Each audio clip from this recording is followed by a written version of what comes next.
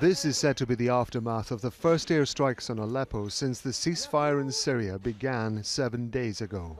The city is said to have been hit 4 times. Activists say Russia is responsible. All sides in the conflict are blaming each other for numerous violations of the ceasefire, which Russia and the US negotiated. There's been a breakdown in trust since a US coalition airstrike near Deir ez-Zor on Saturday. Syrian state TV says these are soldiers who survived the attack. The US says it was a mistake. It was meant to be targeting ISIL fighters.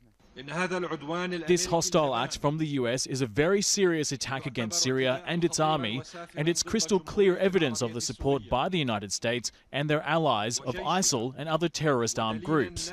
The United States cannot attack a sovereign state, member of the United Nations and the non-aligned movement, and then pretend that what happened was only a technical mistake. This is unacceptable. Elsewhere, Syrian activists say at least 10 civilians were killed when helicopters dropped what they described as barrel bombs in a town in the Daraa countryside on Sunday. And there have been air attacks on Homs near the Lebanese border to the west.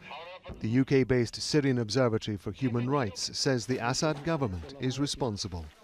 Despite the confusion, it seems unlikely the US and Russia will declare the ceasefire over. The United States does not want to get dragged more into the Syrian civil war.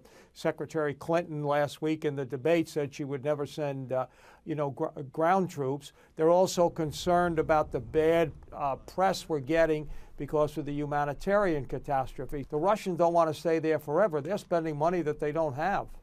And that humanitarian crisis is growing. Trucks packed with food for 35,000 people trapped in besieged cities are still stuck at the Turkish border. They're waiting to be allowed to cross into Syria.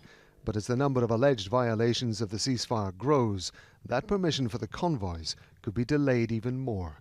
Rob Matheson, Al Jazeera.